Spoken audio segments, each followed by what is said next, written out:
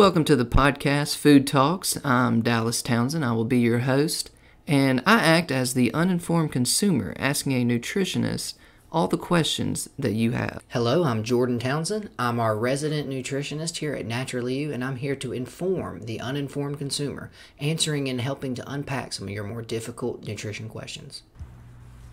All right, well, welcome back today. We are going to be talking about lung health.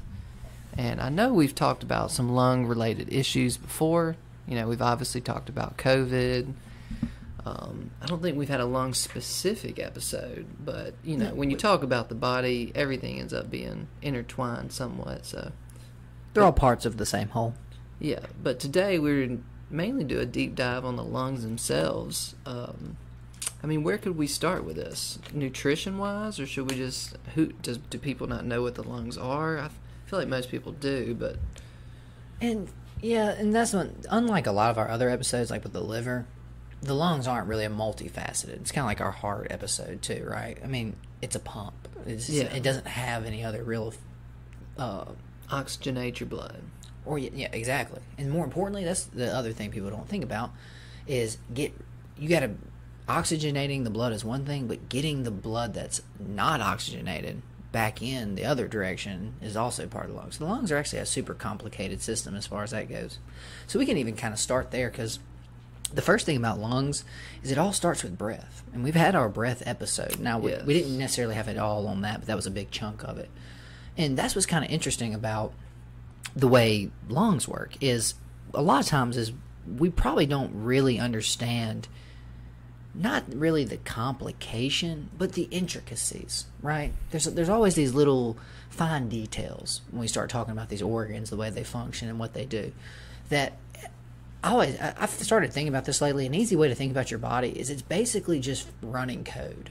Now, a lot of people don't understand that, because we don't understand computer language and all that.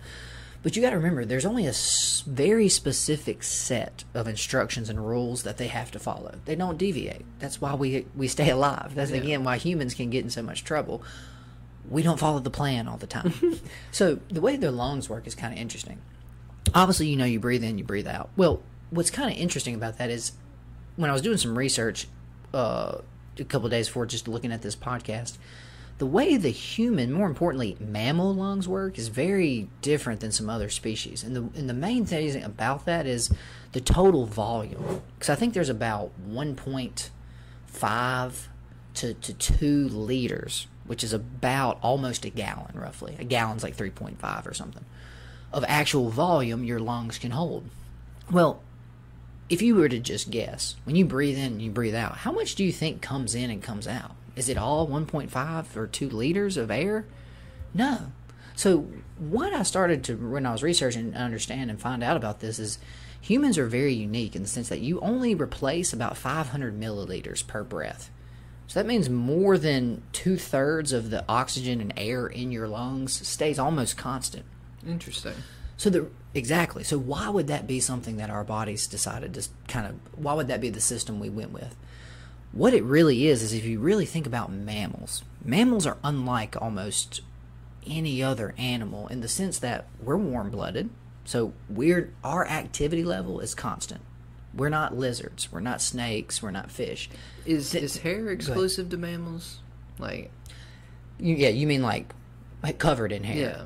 Well, blue whales, you know what I mean? They have hair? Well, they're mammals, but they don't.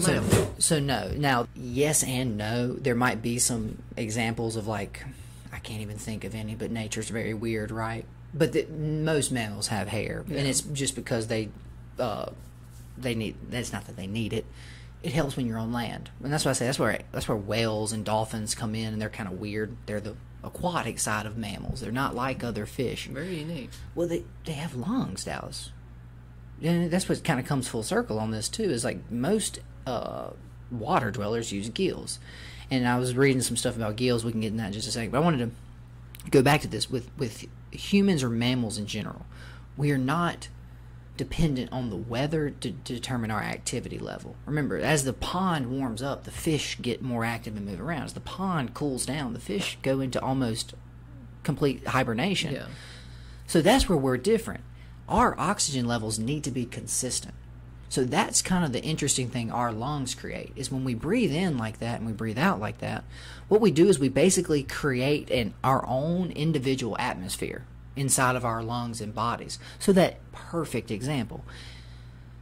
So another tribe shows up out of nowhere and starts chasing you. Well, you're not dependent on how much oxygen you can physically get out of your surrounding and into your lungs. You've already got a pretty stable amount.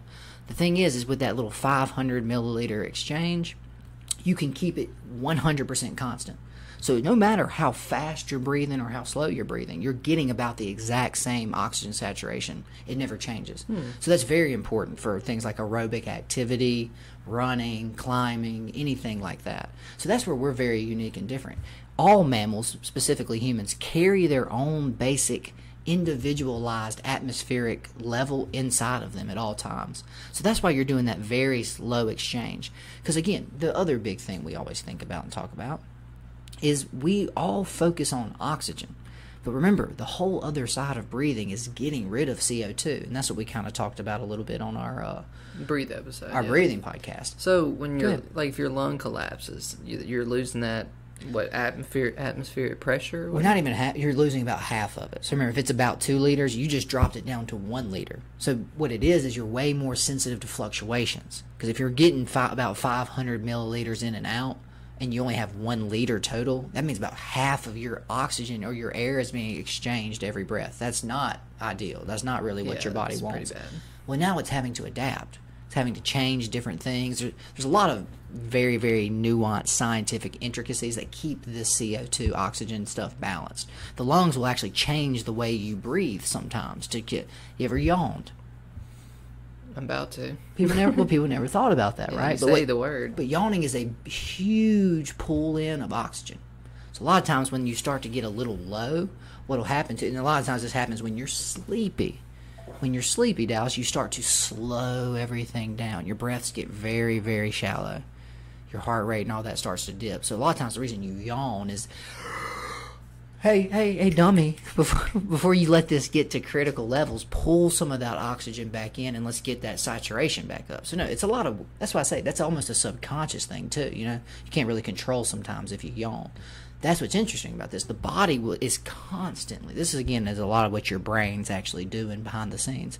It's monitoring those levels. There's a gauge in there watching your oxygen saturation levels. When they drop, that's when you'll do things like yawn. But the other side of that is hyperventilation. If you breathe in too much too rapidly, you actually over-oxygenate the blood. Well, remember, there's an exchange here. So that's what's kind of cool, too, about this as well. When you get down to the microscopic level, you have these little things called areolas in the lungs, same as your nipple. But what it is they are these little gas sacs that help, they basically trade. For every oxygen they trade, the CO2 comes in reverse and vice versa. So that's why it's actually super important for you to have enough CO2 in your body. Because if you have pure oxygen, you can't just get more oxygen. That's the thing, too, about, have you ever seen those people that have like an oxygen tank they have to carry around? Their oxygen saturation is getting no higher than yours. The problem is, remember how much oxygen is in the air. It's only about, I think it's like 13% oxygen. It's like 80% hydrogen, and then the rest is nitrogen. Then, of course, my gosh, the other gas is CO2. It's only like 13% oxygen. That's the problem. Average humans, we can breathe all that air in, and we can get enough oxygen out of the air to satisfy that need. People who are having to wear oxygen, they're so bad at actually getting and absorbing that oxygen. Those little sacs have gotten so damaged that you have to get it to almost 100% oxygen for them to even get enough in to stay alive, to be able to walk, to be able to move. So that's another interesting thing. Theirs actually isn't changing that much compared to mine and yours. Our ability to actually use the oxygen is what's different. So, as always with these, there's so much more to this story than we think a lot of times. So something that mammals and animals normally don't do that humans do is smoking. I don't know. I mean, I've seen monkeys smoke before, just as little tricks and stuff. But right. I mean, what effect? Obviously, it's not good long term. But do you have any thoughts on the effects? No, I would love to go into smoking on the lungs. And smoking is a weird one because when we think about smoking, we almost think exclusively about the lungs, right? But if you look this up, the number one The number one, I guess you would call it morality, not morality, motility, cause of all causes of mortality is smoking. So forget exercise, forget diet, forget any other thing, forget genetics. The number one thing that's going to increase your chance of heart attack, obesity, stroke, COPD, insert disease is smoking. So that's what's kind of interesting about smoking. It has a multi-tiered effect. Now, of course, where is it hurting you the most? That first contact. Where that actual transition or that transfer of the things in the smoke happens. So, I'm sure you remember, what was that called? The little Super Kids thing we used to do. Dare? No, Dare's the police. The one where we used to raise money for the Lung Association. You don't remember that? Yeah. They would have field day, and you'd have to sell all the stuff. Exactly. I forget the name, though. Some kind of heart center. It was called Super Kids. That was one of the things it was like. But do you remember when they showed us some of those pictures of what a healthy lung and an unhealthy lung looks like? Black. So all that is that's why breathing clean air is so important. We don't really think of it, but that's another one of our filters. It's another reason too when we were talking the other time is it's very important to breathe through your nose. Your nose has this built-in, basically HEPA, Brita type filter that grabs a bunch of this pollution. Should we smoke through our nose? It would be ideal. A better filter? It would be better. Gonna hurt though. So that's the only other thing is a lot more sensitive up here too, because we have olfactory receptors here. You don't have those in your throat. That's really the biggest difference. You get used to the burn from smoking. Well, yeah, no, and these are just the nose is way more sensitive, as I'm sure you've probably noticed. Hot air through your nose and hot air through your mouth, way different. Definitely. So yes, smoking. So the biggest problem with smoking is not even necessarily just the smoke itself. It's all that stuff in it. Because there's a lot of different types of smoke, too. Nowadays, too, we've got tobacco smoke. There's cannabis smoke. You can smoke meth. Please don't. That's the thing is that all of these different things, the problem is there's different carcinogens in there. Vaping would be the other one before meth. I was just about to say, that's the next one we're trying to... They call it a modified risk tobacco product, which means it's supposedly safer than smoking. I'm putting hard quotes here. I know y'all can't see me. Which is, again, it is, because this is the two-pronged effect of smoking. The biggest issue with smoking is temperature. People don't think about that a lot, but air temperature, even on the hottest day in Arizona, is going to be about 120. The end of a cigarette, when lit, is about 2,000 degrees. So, yeah. It's pretty hot. By the time you pull it in, I think it gets down to around, it's something like, I want to say it's like 160 to 200-ish of what you're actually pulling in. So there you go, right there. That's the biggest issue for the lungs.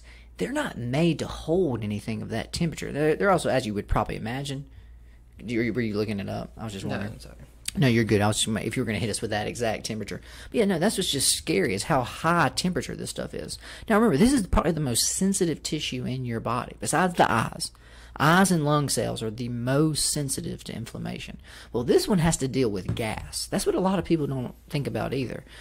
The liver, the heart, those are all liquids and solids. The intestines, the lungs are the only part of your body really dealing with gas. So that's why those lung tissue is so thin. It's so delicate. It's so sensitive. It has to be. So that's why also it's so much more susceptible to damage, especially through high temperature. More importantly, that's why cigarette smoking is the most devastating type of smoking. I'm sure y'all have heard, too, of all the carcinogens, the number of chemicals. Just look that up for me real quick. Just Google. How many known chemicals are in tobacco smoke? Because that's the problem, is you're getting the pesticide they sprayed it with. You're getting the other things that naturally occur in the tobacco plant. They also add things. They add things that make the tobacco, especially commercial cigarettes. Go ahead. I see you got it. A deadly mix of 7,000 chemicals. Yeah, 50 was a bit of an overstretch, but precisely. That's what's wrong with cigarettes specifically, is there's a lot of carcinogenic specific things that are in there. So when you heat up, it's basically like heating up oil. Because remember, motor oil is a carcinogen.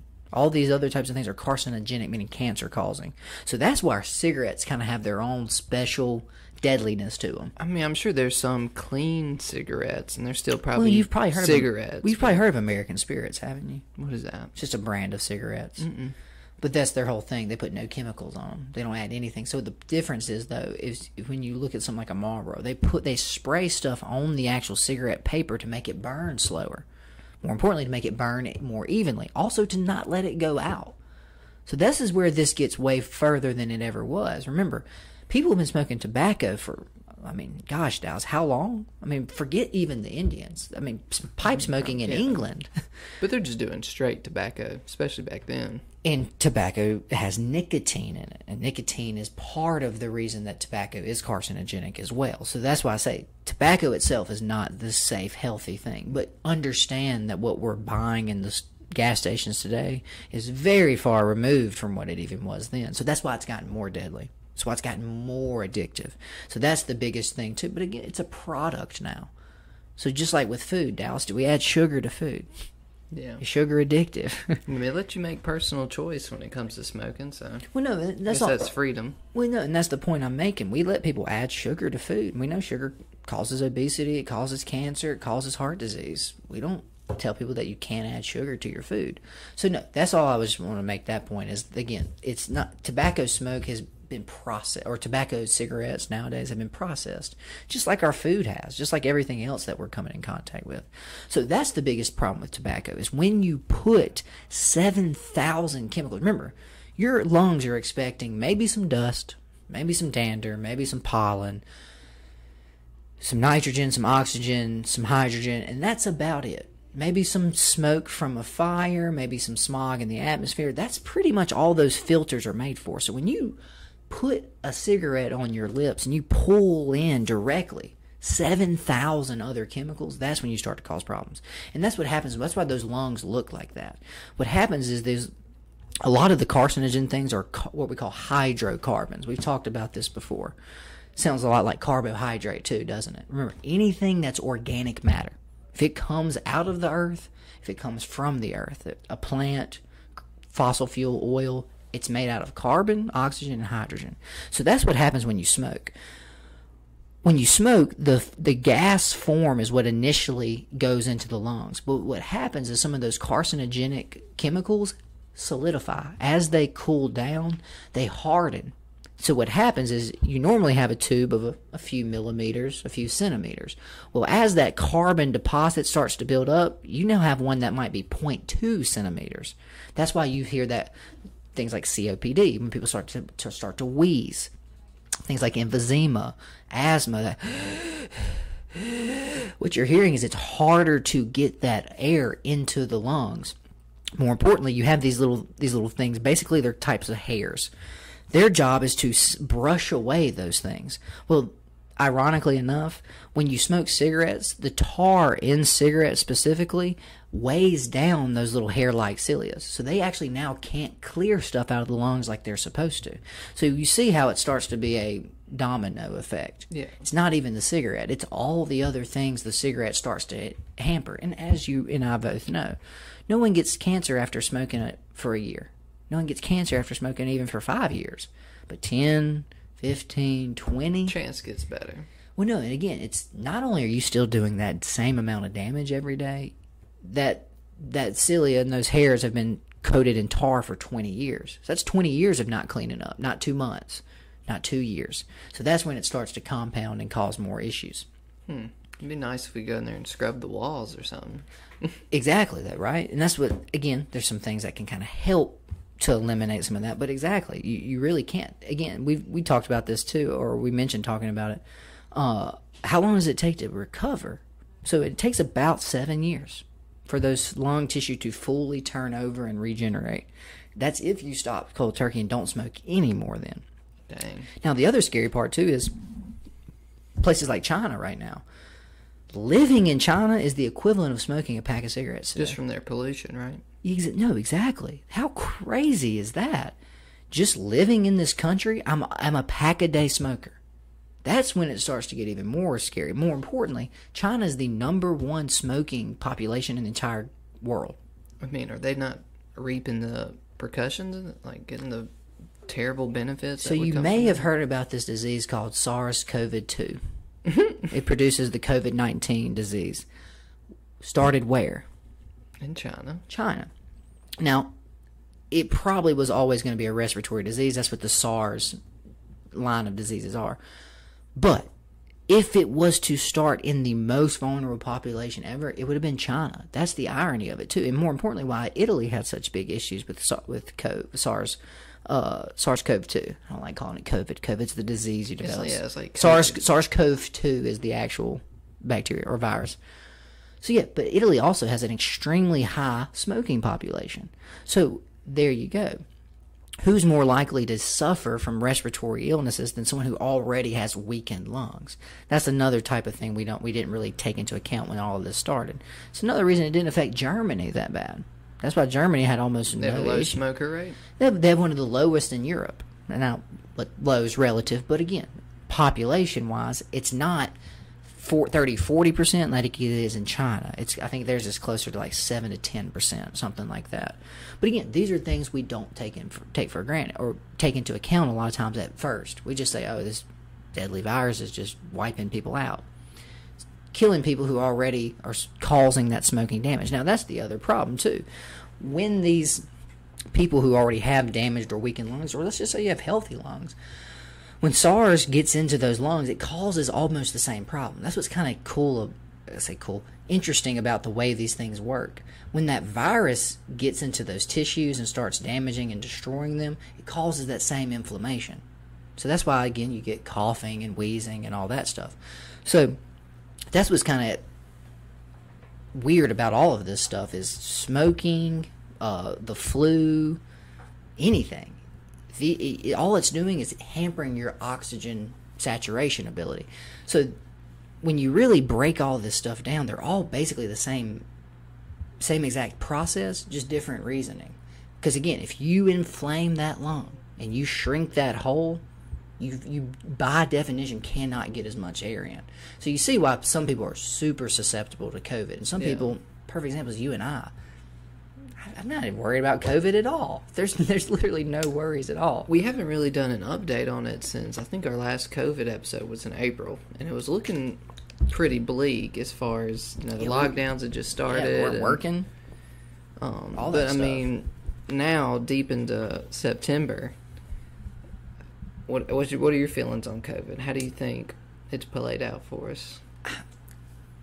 Again, I just think the biggest thing with COVID is the media hasn't wanted to acknowledge that it's not AIDS for the lungs. Not what we thought it was. You know what I mean? They treated it like it was AIDS in your lungs. Like, if you get this, you're dead. I mean, it still proved itself clearly bad for overweight, unhealthy people 50 and up. Yeah, high-risk people, for sure. Because I was looking through this police officer's log of, like, cops that have died from COVID. And, I mean, 2 of them have died in Mississippi so far, and one was 78, the other one was like 50 or 60, both overweight. I mean, again, not saying they deserve it or anything. I'm just saying those are the facts, people. Like, unhealthy people are the ones that get hit the hardest. They have what we call comorbidities. Yeah. And that's all that is you already had asthma. Okay, well, I hate to break that to you, but a respiratory virus, you were at the front line of danger. The problem is the media is so concerned about sending these kids to school because the kids will get it. I mean, we're we're month and a half into school almost. And yeah, a lot of kids have gotten it, but the deaths haven't started yet. That's all I was going to say. They keep saying they're coming. Well, that's what we've noticed. Not with kids. Did we learn that from the beginning of this? We did, but they're still trying to fearmonger. Well, no, and again, the average death age of COVID is 81. Yikes. Life expectancy in America is 76. So we're still shutting the number one economy in the world down. They are in California. Many places have opened up since. If you're in the Bible Belt, we got Jesus, baby. We ain't blinked. We never been. Football's starting back. And what you talking about? Next week. Yeah. Or 2 weeks. Yeah, SEC football's still going to happen. So, no, exactly. But, again, I hope we don't get too cocky, though, because our next one could be more deadly. And I hate to see people think, oh, we've heard this story before. Because diseases are different, right, Dallas? Some are more deadly than others. You know, you could probably live through tuberculosis now, but 100 years ago, tuberculosis was a death sentence. 100 years ago, you get almost anything. Death sentence. That's all I was saying. Yeah. Exactly. You're making a better point, right? Yeah. Pre-antibiotics and all that. But no, that's all I'm just saying. Is just because we have the means and the understanding to decide today, okay, how scary is this? All I'm saying is we could have had one that had a 20% kill rate. That's scary. I feel like me and you, especially when we were talking about it on the podcast, we were appropriately concerned at the start of it. Because we had no information. Even into late March, we had very little. Well, China gave us really nothing to go on. Yeah. They still haven't reported another positive. You notice that? Well, we're the only ones testing and getting yelled at by the country. I saw a few articles where they're like, oh, they're closing some things back down, but I read on a Wall Street Journal the other day that their economy's back up and booming. They posted like a profit finally on their GDP last quarter. Remember, they're getting back to it. Well, that was what scared everybody too. China locked 80 million people down, and built that hospital in 7 days. Yeah, right. That's scary, or it should be. Yeah. Well, no, that makes you think like, okay, what level of apocalyptic infectability or deadliness is this disease that they locked 81 million people would be like locking the entire west coast of the country down overnight. That's insane. That's all I'm saying. Is like that's just try to grasp that number. A third of our population we locked down overnight. That's insane. So that didn't help at first either, right? And I get it. The government is there to protect us. It's there to keep us as safe as humanly possible. Which is when we know that a pandemic is happening and a virus is spreading, you don't want to just tell your populace, just continue as normal. That's not safe. So the thing to me was they wanted it to be more deadly, Dallas. You remember reading the articles about them, the morgues, they're running out of place in the morgues in New York. They're just bodies sitting in the streets. Well, that was like 4 days. And then they got caught up and they're fine. They've still only reported 85,000 cases. Total? And 4,000 deaths. Wait, just China or total? China mainland. Oh, China mainland. Gotcha. But China, where this disease came from. And the China virus. And that's just, I don't know. What are our numbers at nowadays? The fact that we have to exist in the same planet with the clearly lying, Jordan. Clearly lying. It started there, and it's worse over here. Well, they didn't announce any after they initially. Remember, they locked everyone down. They're like, "Yeah, we're good. We haven't had any more cases." They had one little spike on April 17th. They had 27 compared to like April 7th. Dallas, we're testing people right now with COVID. Yeah. Heck, they have to test like soccer players in Europe. I follow a lot of that, so they have to test them because they fly to France, they fly to Germany, they fly to a bunch of different countries. There were like 7 English players that tested positive after they went to Greece for vacation. So you're telling me China has no more cases since April 17th? But this group of English people that just casually visited Greece, all 7 of them got it? That's all I'm saying. What are you going to do? That's when it's getting kind of sketchy and crazy. More importantly, I'm sure you may have heard this. They're predicting the worst flu season ever. This coming year. Fauci said I think they're just getting us ready. Yeah, I think they're down. See how it follows the narrative. I mean, see how it follows what they've Unless been saying. flu and COVID team up to make a new megavirus. It's going to be a dynamic duo for sure. I mean, people will die. People have been dying. People will continue to die, unfortunately. So I had another interesting thing, too, I kind of wanted to tell you about when I'm doing some of my research. You know that we talked about microbiome, right? You know you have a lung biome. There's a lung biome. Yeah, and one of the main ones is actually fungus. There are some bacteria and other things like that, but fungus is actually one of the main things that lives in your lung. How do you get fungus into your lungs to begin with? Well, let's just break that down super quick. You know how spores work, right? Yeah. You just breathe them in? They're aerosol. They're in the air, so there you go. I mean, Dallas, when you go into like a musty old house, you're breathing in fungus. Now, just like with your gut, you have a natural one that's supposed to be there, and then you have what we call pathogenic. That's what, perfect example too of this is the rhinovirus, the one that causes the common cold.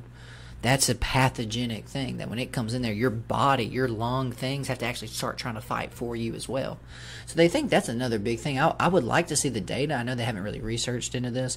I would like to see what the lung microbiome of the people dying of COVID versus the people recovering from COVID looks like. That'd be very interesting. You need to pioneer some research on this whole lung biome, man. You got like a $3 million grant. I could get this off the ground. I can talk to some people. But you're right, though. I would just like to see. Now, again, I would like to see how much diet affects your lung microbiome. More importantly, how much does things like smoking and exercise affect your lung microbiome? For a while, they were saying smoking would help stop COVID. Cigarettes. They were saying that I think I saw something about cannabis for that, but that seemed like a freaking meme post. It probably was.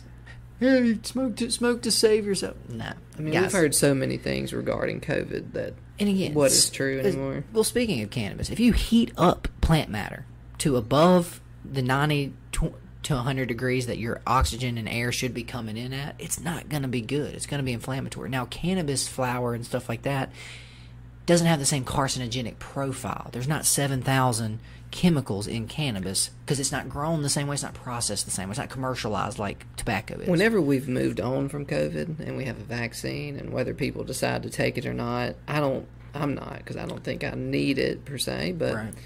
To each their own if people choose to get it. And the hysteria calms down because we have a vaccine.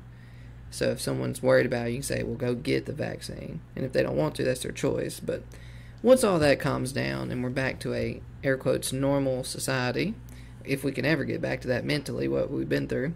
I just hope economically, right?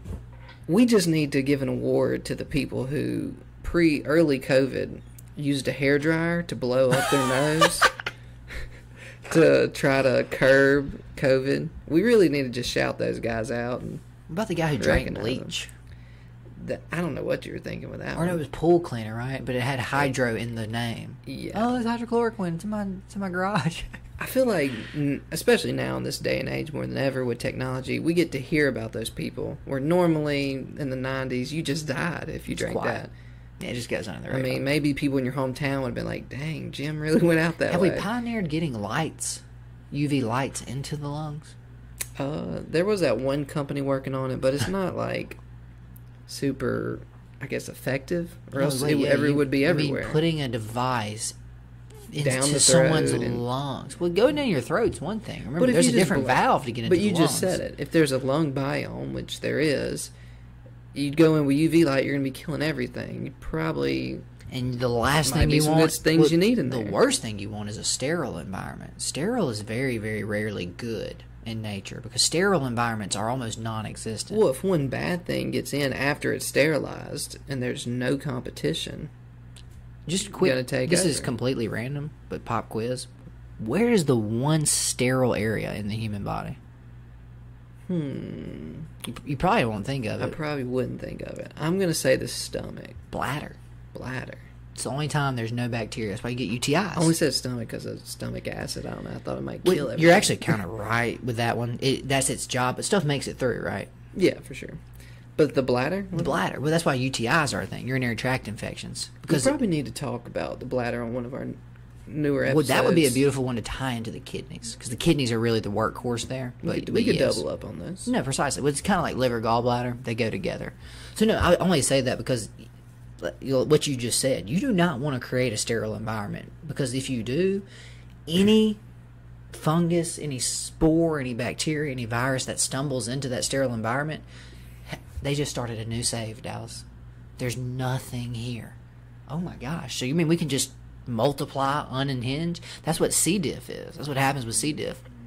Basically, C. diff conquers the colon and just wipes everything else out and will grow it until you die. So no, that's what's kind of interesting about that. All of that. Is the only sterile part of the body is the bladder. Is when that comes out of the kidneys, it keeps that sterile. There's not supposed to be any bacteria. There's not supposed to be anything in that tract. Interesting. So no.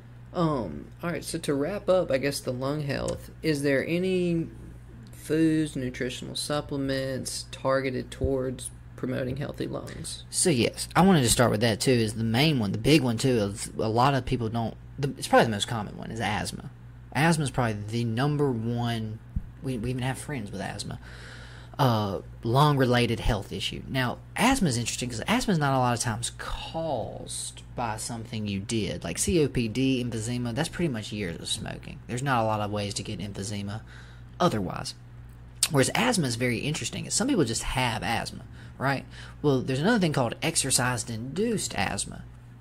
So what is that? You're telling me you don't have asthma, but as soon as you start running too much, you can't catch your breath? So that goes back, and that's one of those things I learned on that podcast. It goes back to the breathing, and that they've actually been able to control people's asthma symptoms simply by making them slow down and control their breath. Now, the other side of asthma, too, is if you really look up asthma, they don't know what causes it. But I know one of the factors in it is food, specifically wheat. Now, I tell all my clients, it's really all grains, corns, rice, wheats, sugars, anything like that. What it is wheat specifically, because the wheat we're eating is so changed and denatured and junky, it's very inflammatory. So remember what I was talking about earlier, the two most sensitive cells in the body, eye cells and lung cells.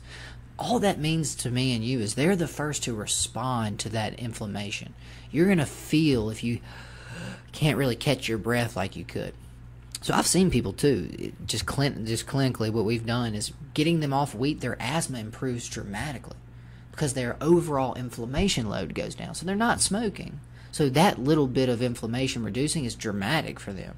So that's the big one. Anytime, if you ever see anyone that has severe bad vision, like I see these babies at the grocery store a lot of times, they're like 1.5 and they got like those thick glasses on, it's a food sensitivity. Somewhere. I don't know what. I couldn't tell you. I'd have to check you and test you and all that. But I'm telling you, there's something this kid's eating that's causing him severe inflammation. The other thing is, too, is when you see kids, those little just hacky, snotty, coughy, drainagey kids, it's a food. There's something they are eating that's either inflaming that liver or inflaming those lungs. Those are the symptoms you see of it. That's why I say that. That I feel like it would be a food sensitivity is because those two are your first red flags. They're the first ones to go, hey, we're not going to be able to work properly if you don't reduce this overall inflammation load on us. And that's the same symptom you see from smoking a cigarette. When those little bronchioles inflame, they shrink. When they shrink, you just reduced how much air you can actually get in, and that's all that's happening. Now, as far as foods specifically go, there are some foods, but there's really more like herbs. Like we have some stuff here like Bronch Effect and stuff like that, Pulmoness. Those are just like liquid tincture versions of herbs that actually help go in and open up those areolas and those bronchioles. Those are what are more important too, is giving because again, the other thing we don't really think about a lot, the lungs are a discharge organ. You ever coughed up anything? Yeah. So it'll use the lungs a lot of times to expel stuff too. So that's another kind of weirder side function of the lungs, is that your body can dump mucus and other stuff from your lymph nodes into your lungs to expel it if it can't, because again, it wants to use the colon mostly. Colon's your go-to exit channel. The liver dumps into the colon, spleen dumps into the colon, small intestine obviously ends up in the large intestine, but the lungs are a secondary backup. If they need to, it'll push stuff into the lungs and then let you expel it that way too. So it's really an organ of elimination, besides an organ of oxygenation too. Okay, well, I guess that covers most of the basis, if that was everything, because I know we want to get into the smoking and all that, and just, I think we've hit it all. Keeping from what I'm thinking, your airways open, deep breaths. Exactly. And again, if anything, I've said it before, I'll say it again, breathe through your nose, people. Do not be a mouth breather.